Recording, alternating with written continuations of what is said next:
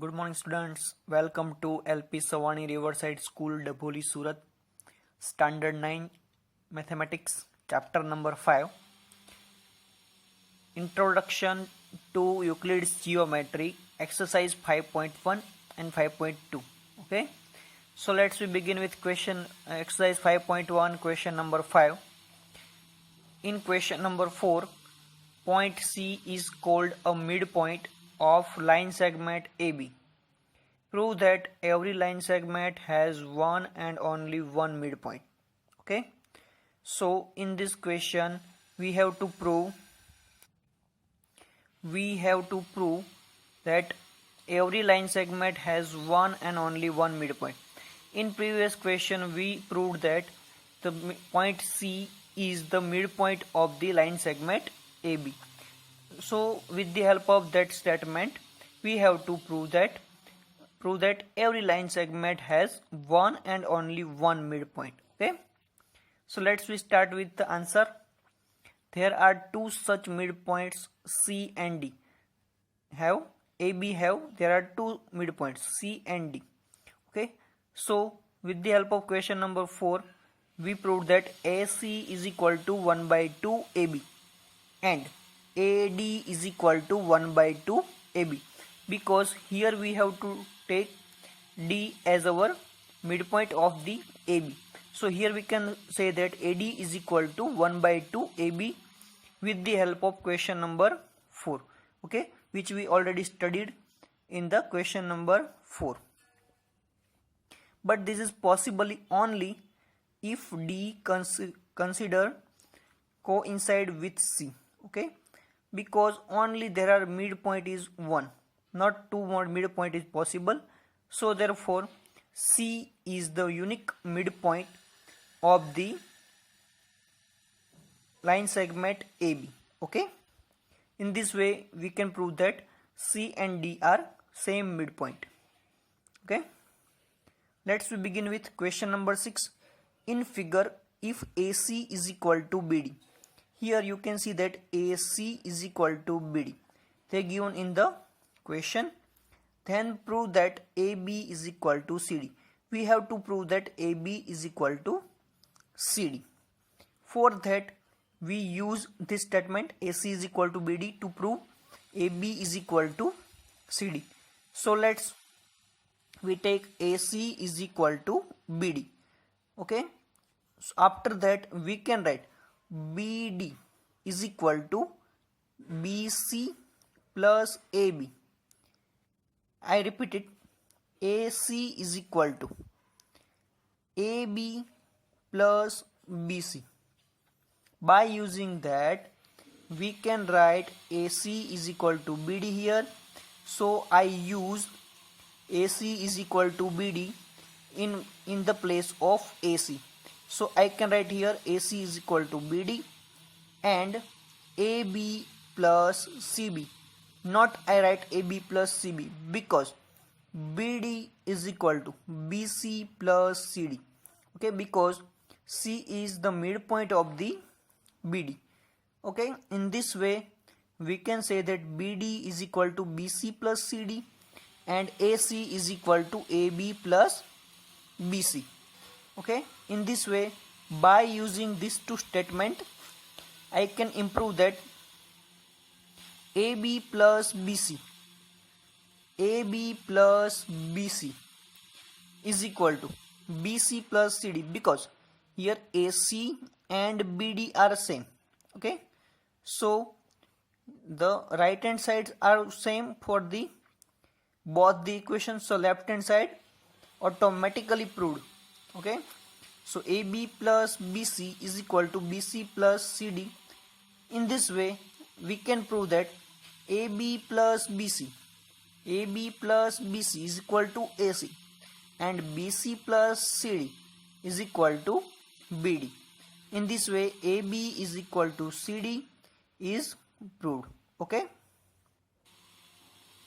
in question number 7, why is axiom 5 in the list of Euclid's axioms considered a universal truth?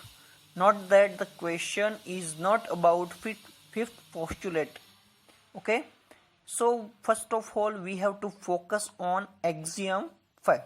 So what is axiom 5? Whole is always greater than its part. Okay, we know that if we have one chocolate and we cut it in the various parts, so each part is smaller than the whole, means original part. Okay, in this way we can prove that whole is always greater than its part. This is a universal truth because part is include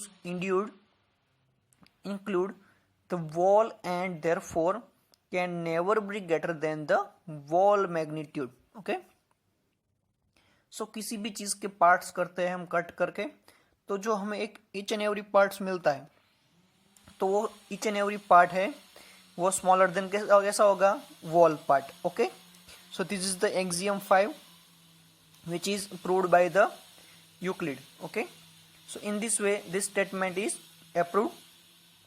Let's we begin with exercise 5.2 question number 1. How would you rewrite Euclid's fifth postulate so that it would be easier to understand? Okay, so fifth postulate is when two lines are cut by third line such that the sum of interior angle is less than 180 and one side than the first two lines interested on the same side.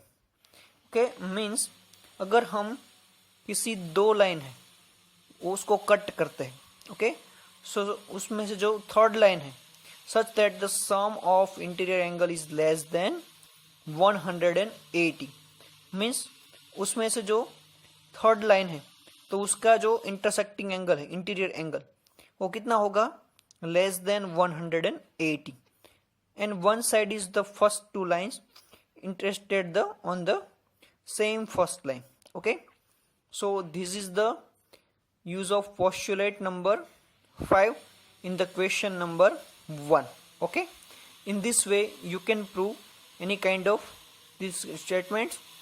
You must have knowledge about the Euclid's definition, Euclid postulates and Euclid's axioms. Okay, so first of all revise that postulates, axiom and definition of the Euclid's and repeat it day by day. Okay, because it will be forgettable by everyone if you not revise that at a time, that you forgot that kind of definition, postulate and axioms. Okay, so repeat it time to time and try to learn it.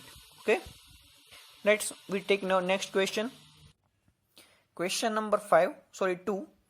Does Euclid's fifth postulate imply the existence of the parallel lines? Explain. So उसमें क्या है, हमें क्या prove करना है, उसमें Euclid's fifth postulate है वो पैरेलल लाइन के लिए एप्लीकेबल है या नहीं है. ठीक है, so let's we try.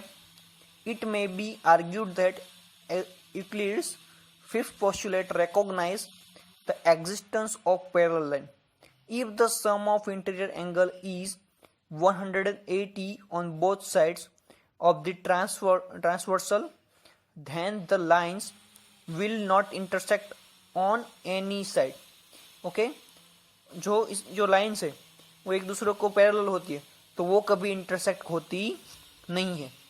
Okay, जो और लाइन जो इंटरसेक्ट ही नहीं होती है तो उसमें एंगल बनने का कोई सवाल आता ही नहीं है. Okay, so we can say that there are no intersecting angle in between these two parallel lines and they are not intersecting as well as. Okay, so we can say that two lines never intersect and then they are the parallel, because in their parallel line they are never intersecting with each other. So Euclid's fifth postulate imply the existence of the parallel lines. Okay, so it is not possible outcome. Okay, I repeat it. If there are lines are applicable when they are the intersecting, and after that they are intersecting, they made the interior angle in between 180. Okay, so this statement is wrong. Okay, thank you so much.